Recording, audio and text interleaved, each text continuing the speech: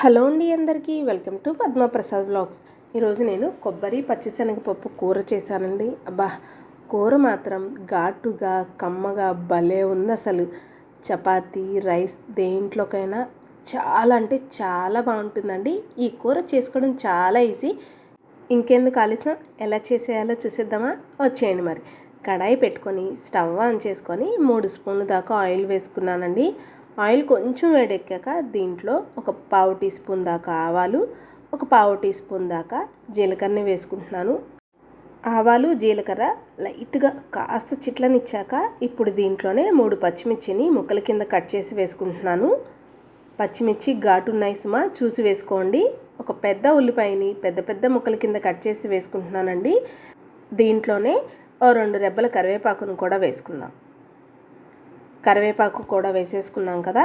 ఇప్పుడు ఒక్కసారి మొత్తాన్ని ఉల్లిపాయ పచ్చిమిర్చి కరివేపాకుని మంచిగా కలిపి ఉల్లిపాయలు చక్కగా బ్రౌన్ కలర్లో వేగితేనే ఈ కూరకి టేస్ట్ ఉంటుంది సుమా, గుర్తుపెట్టుకోండి. ఉల్లిపాయలు మంచిగా వేగాయి కదా. పచ్చిశనగపప్పు అండి, నేను కూర వండుదామని 3 గంటల ముందు, అదే అండి పొద్దున్నే లేచి నానబెట్టాను.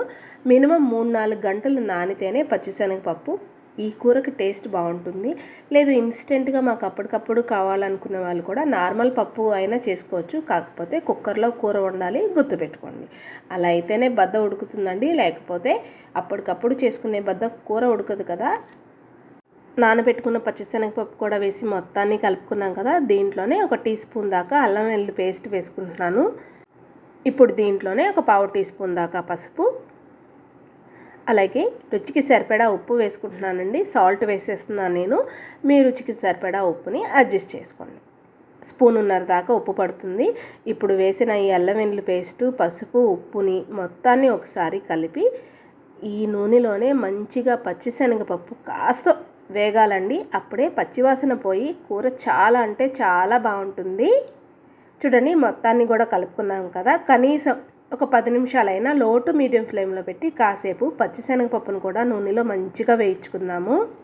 మంచిగా వేగి నూనె పైకి తేలింది కదా. దీంట్లోనే ఒక పావు లీటర్ దాకా నీళ్లు పోసి మరొక్కసారి మొత్తాన్ని కలిపి మూత పెట్టి హై ఫ్లేమ్లో కనీసం 10 నిమిషాలు కుక్ చేసుకుంటే సరిపోతుందండి. పచ్చిశనగపప్పు నానబెట్టాము 3 గంటలు, పైగా ఒక 10 నిమిషాలు మంచిగా ఇలా నీళ్లు పోసి ఎసర్లో మరగబెడతామేమో.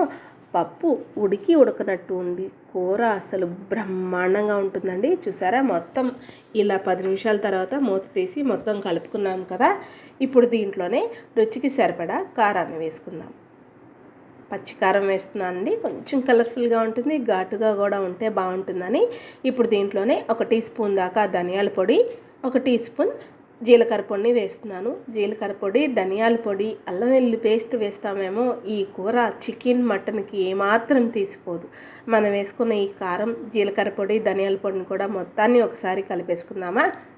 చూసారా, ఆయిల్ మనం ఎంత ఆయిల్ వేసామో అంతే ఆయిల్ పైకి తేలింది. నీళ్ళన్నీ చక్కగా ఎగిరిపోయినాయి కదా. ఇప్పుడు దీంట్లోనే ఒక కొబ్బరి చిప్ప మొత్తాన్ని కూడా నేను తురుముకున్నానండి. తురిమిన కొబ్బరి తురుమంతా కూడా వేసేసుకుంటున్నాను. కొబ్బరి తురుము ప్లేస్లో చిన్ని కొబ్బరి ముక్కలు కూడా వేసుకోవచ్చు. కాకపోతే ఇళ్ళల్లో పిల్లలు ఉంటే కనుక కొబ్బరి ముక్కలు తింటారో లేదంటే గబుక్కున గొంతులో మింగేస్తే ఇబ్బంది అవుతుందని ఇలా తురుము వేసుకుంటే కూర కలిసి వస్తుంది. పిల్లలు తిన్నా కూడా ఎటువంటి ఇబ్బంది ఉండదండి.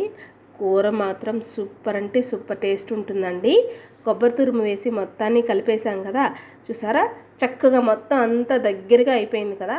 కాసేపు లో ఫ్లేమ్లో పెట్టి కుక్ చేసుకుంటే మనం వేసిన ఆయిల్ మళ్ళీ లైట్గా పైకి తేలుతుంది. అంతవరకు లో ఫ్లేమ్లో పెట్టి కుక్ చేసుకుందాం. చూడండి, నిదానంగా ఆయిల్ పైకి తేలుతుంది కదా. ఫైనల్గా కొంచెం కరివేపాకు చల్లి వేడి అన్నంలో వేసుకు తింటే అబ్బా అద్భుతం, అమోఘం అనాల్సిందే. ఈ కూర చాలా ఈజీగా చేసుకోవచ్చు అండ్ చాలా చాలా బాగుంటుందండి. నచ్చిందండి మీకు ఈ వీడియో? అయితే లైక్ చేయండి, మన ఛానల్ని సబ్స్క్రైబ్ చేసుకోండి. నేను మరిన్ని కొత్త వీడియోస్తో మేము ముందుకు వస్తూ ఉంటాను. అన్నట్టు మర్చిపోయాను సుమా, మీరు ట్రై చేస్తే ఈ పచ్చిశనగపప్పు కొబ్బరి కూర ఎలా వచ్చిందో కామెంట్ చేయడం మాత్రం మర్చిపోకండి. ఉంటాను మరి.